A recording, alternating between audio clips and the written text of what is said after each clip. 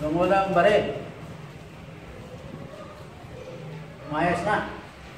John 15:19. Yung John 15:19. Amen. Amen? Amen. Wala na yung Bible bata, nawawala na. Kapisado kong Bible ulit eh. Okay, John 15:19. At sa John 17:14. Basahin natin sabay-sabay po sa John 15:19. Go! If ye were of the world would love his own. But because ye are not of the world, but I have chosen you out of the world, therefore the world hated you. 17 verse 14. Sa 17 verse 14. Go. I have Given them thy word, and the words have hated them, because they are not of the world, even as I am not of the word of God Almighty. Salamat Panginoon sa iyong mga salita na amin pong nabasa. Salamat po Diyos sa lahat na biyaya pinapagkaloob mo sa amin. Ganun din po sa special number na umawit. Salamat Panginoon.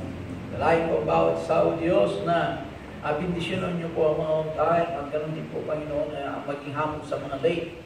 At yung mga parating safety mo sila, ganito po ang pangangaral sa Barangay Salvasyon ng Gitsimani Christian Baptist Mission doon ay gamitin mo mightily ang iyong lingkod doon, si Preacher Junjun Rafael, ganito po si Brother Samuel. Ganon din po, Panginoon, sa kailang safety pag-uwi.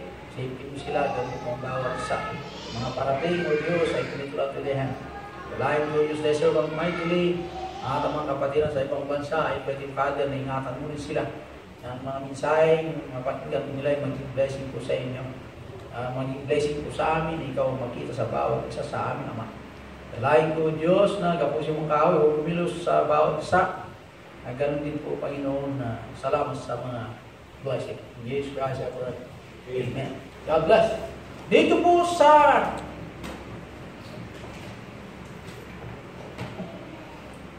John chapter 15:19. If ye were of the world would love his own. Eh tayo po mga kapatid ay nasa sanlibutan. Ay nasa Bible lang yan. We live in this world. But ang gusto lang po ng Bible ko dito tumbukin bakit?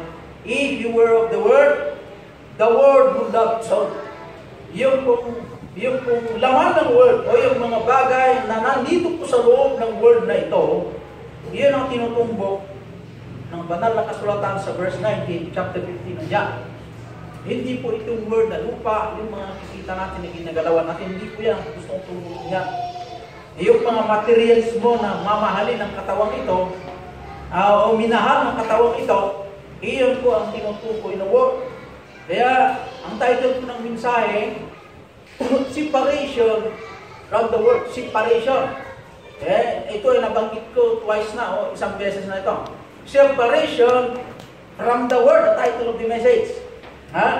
Yung separation po ay parehas din po ang kahulugan ng sanctification, holiness, at saint. Parehas din po. Ang kahulugan ng separation po ay to set apart. Sanctified, holiness, saint, set apart ang nahulugan lahat yan. Kaya yung kung God is holy, ibig sabihin, He is set apart from all His creation in righteousness. God is holy. Naihiwalay po ang Diyos at lahat ng kanyang nilikha at ang katwiran na mayroon po sa lupa, naihiwalay, naibubukod ang Diyos. Yung Bible is holy, ang ibig sabihin, He set apart from all other books. Yung Bible po ay naihiwalay sa libro ng katulad po ng worldly books. Naihiwalay, naibubukod ang Bible. Special book. Ganyan. Kaya, He is set apart from all other books. Iyon po tinutukoy ng Bible kung bakit ang Bible is holy. God is holy, set apart from all His creation and righteousness. Sanctify the Lord in our heart. We are set apart from idols. Dito po tayo nakasentro. Sanctify the Lord in our heart means we to set God apart from idols. Sanctify. To set apart, ihiwalay natin ang Diyos, special service unto the Lord in our heart. Dapat tayong matutong hiwalayan ang idols. Ay, baybayin po natin ang unang puntos. Sa 2 Corinthians, did you open with me your Bible sa 2 Corinthians, chapter 5, verse 18.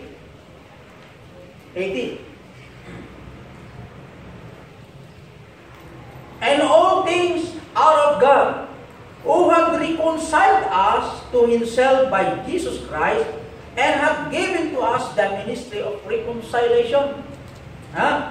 And all things are of God. Yung all things, yung ginawa ng Diyos, ang nire-refer yan. Yung ginawa ng Diyos, at ang Kanya pong nilikha na nagmula sa Kanyang bibig.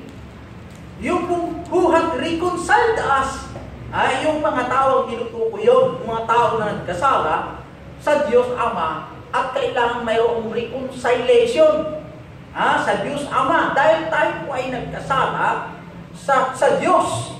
Kaya yung reconcile para magkasundo dahil kay Kristo na pinagkaloob sa atin, yung tinutukoy na ministry, na yun po ang reason kung bakit tayo mayroong ministry, para ibahagi naman sa iba yung reconciliation. Dahil ang Diyos Ama ay galit sa mga tao, ito ang ating ministry in the church, to bring reconciliation ang mga tao sa Diyos sa pamamagitan ni Kristo na tagapagligtas. Ayan. Kaya ang title ng ang number of points, the sacrifice of regeneration. The sacrifice. Yung sacrifice ay ito po ay tinutukoy po kay Jesus Christ. Yung ginawa niya kung paano nagkaroon ng regeneration. Yung regeneration, yung ipinanganak na muli.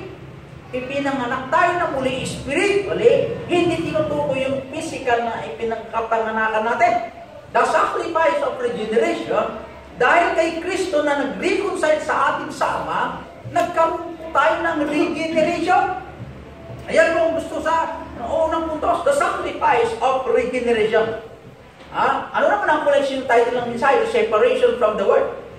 Ngayon, na tayo po ay na-regenerate spiritually, sinabi po ng Bible sa John 15:19. Sa John 15:19. Open with me your Bible. Baybayin po natin itong John 15.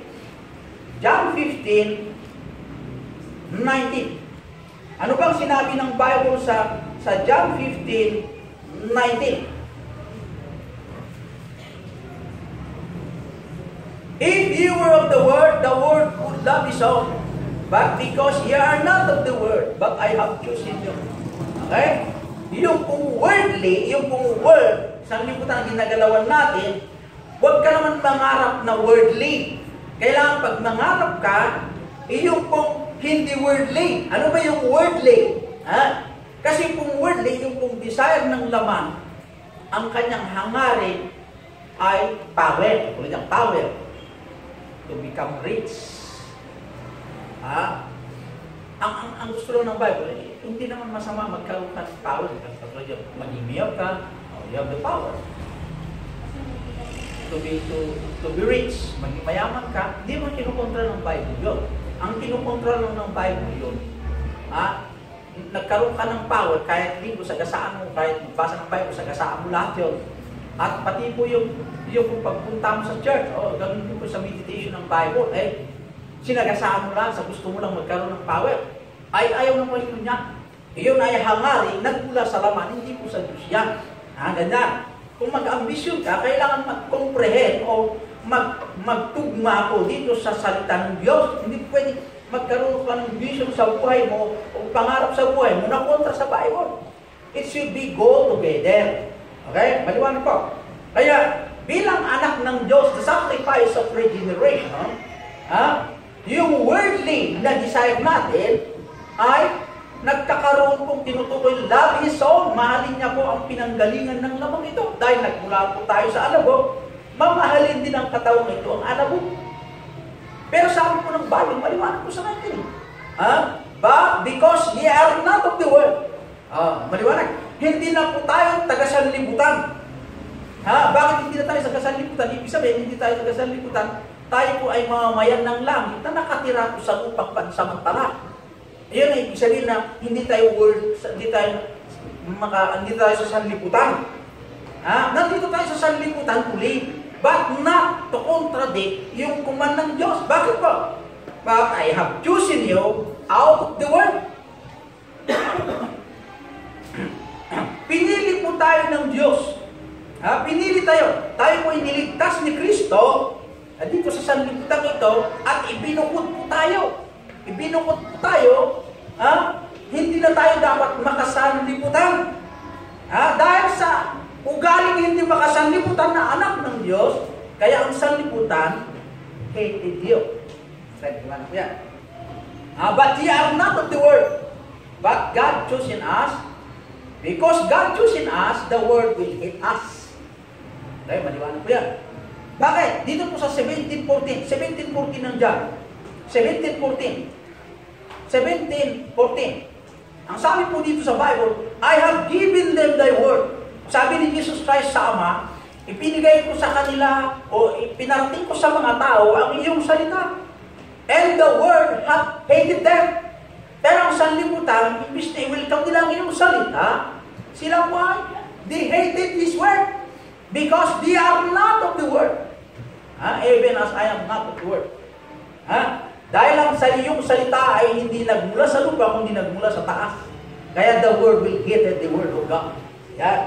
Kaya, word of God hated them is from above. Kaya, yung tagalupa, talaga namang ayaw nila ang salita ng Diyos na pakinggan.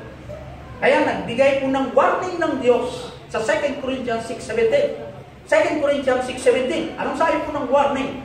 Sa 2 Corinthians 6:17. 2 Corinthians 6:17. Open with me your Bible at baybayin po natin ang tinutukoy ng banal na kasulatan. 2 Corinthians 6:19 ay 17. Anong sabi po ng Bible? Wherefore come out from among them and be ye separate, saith the Lord. Come out from among them and be ye separate, saith the Lord. So, maliwanag ko, lahat po ng worldly, yung hindi sumasang-ayon sa banal na kasalita ng Diyos, na pangarap ng katawang ito, ay yun po ang worldly. Dahil kayo po ay aking pinili, sabi ng Panginoon, pinili ko kayo na hindi taga-sanlibutan na, dahil tayo po ay mamamayan ng langit, anak ng Diyos ngayon. Dahil tayo po ay anak ng Diyos, tayo ngayon ay, the world will hate us. Because sa John 17:14, even the Lord Jesus Christ, sinabi niya sa Ama, I bring to them thy word. Yung salita ng Ama, dinala ko at in-inform ko sa mga tao ang yung salita. Pero yung mga tao ay hindi po nila winilkam ang inyong salita. Dahil po, ang iyong salita ay hindi mula sa sanlibutan, kundi mula sa langit. Kaya hindi pala pwedeng magsama ang word ng worldly sa makalangit na salita. Hindi pwedeng magsama. Kaya nagbigay ng warning ng Panginoon sa 2 Corinthians 6:17. Come out from among them. Kayo sinabi yan sa mga Kristiyano na anak ng Diyos, umalis kayo sa kanila. Ano yung umalis? Huwag kayong anong sabi po ng James 4:4? Worldliness is spiritual adultery. Worldliness is spiritual adultery. Yung pangarap ng katawang ito, na mas higit ang mayroon sa lupa, is spiritual adultery. Ang sabi ng Diyos, ako lang ang Diyos, wala akong iba. Ibig sabihin, yung unang utos ng Diyos, siya po lagi ang mas mahal natin kaysa yung word. Yung word na nilikha ng Diyos, at sabi po ng Bible, yung makasarili na worldliness in mind, worldliness in heart, is a spiritual adultery. Kaya come out from among them, saith the Lord. This is command mula sa Diyos na dapat natin pong tuparin o sundin ang pinag-uutos ng Diyos. Are you with me? Amen. Sa Roma 12:2. Ito po yung warning. Nandito po tayo sa warning ng Diyos. Be not conformed to this world, Ibig sabihin yung conform, huwag kayong sumang-ayon. Kung ano ang ugali ng word, ano man yung takbo ng word, huwag tayong makikompromise. Huwag tayong sumang-ayon ng takbo ng word. Dapat tayo po ay matutong tumayo sa pananampalataya na itinuro ng banal na kasulatan.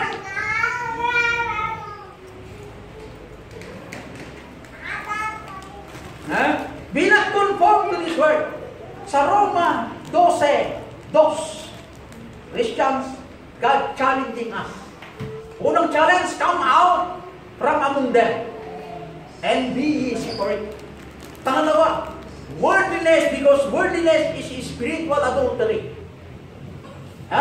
Pangatlo, huwag kayong sumang-ayo sa sanlibutan. Ano yung pagsang-ayo sa sanlibutan? Example, ang mga ladies, huwag yung pantalon, worldliness. Amen. Amen. Amen. Mga ladies, what? Number 4, 1 John 2:15. 1 John 2:15. Love not the world. This is a warning for us Christians to obey the warning of God that we should not love the world.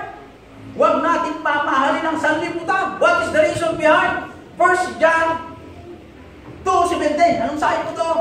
Because the world passes away and the lust thereof.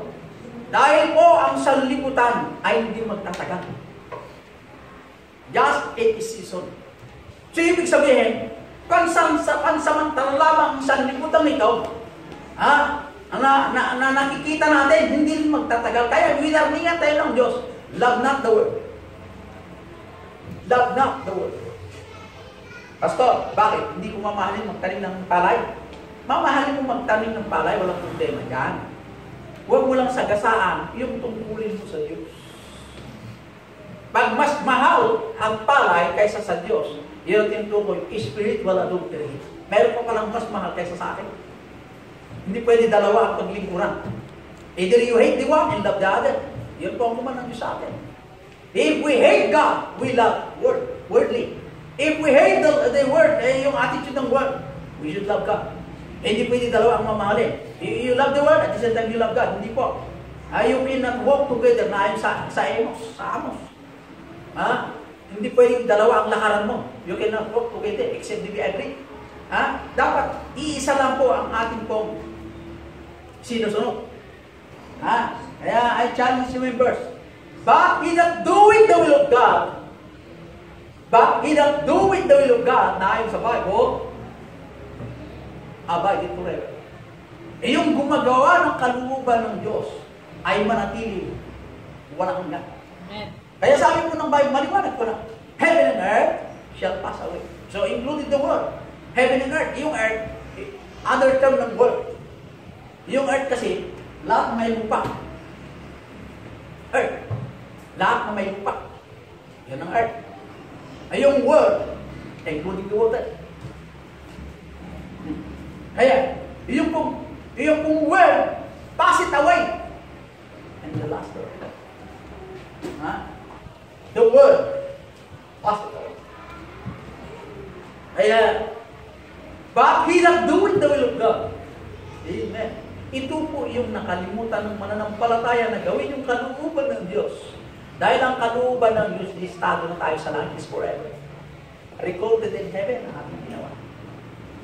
Kaya, pangalawang puntos, James 4:17. The Christians and biblical standards. The Christians, ang mga Kristiyano na namumuhay sa lupa sa magitan ng biblical standard. Christians should live by them. Sa Santiago. Ano nakalagay sa Santiago? Open with me your Bible sa libro ni Santiago. Sa James 4:17. Therefore, to him that knoweth to do good, and doing it not, to him it is sin. So, maliwanag. Alam natin ang kaligtasan, alam natin the way how to share the gospel to others, that salvation is only by grace. You know already from the mind, from the heart, na alam natin yan. Ngayon, hindi natin ibinahagi, yun pong tinutumbok ng 17. Therefore, to him that knowing to do good, and doing it not, to him, it is sin. Alam mo ang way of salvation, alam mo ang kabaitan ng Diyos na siya lang po ang nagbigay ng kaligtasan sa atin, hindi mo ipinahagi sa iba, it is sin. Alam natin yan.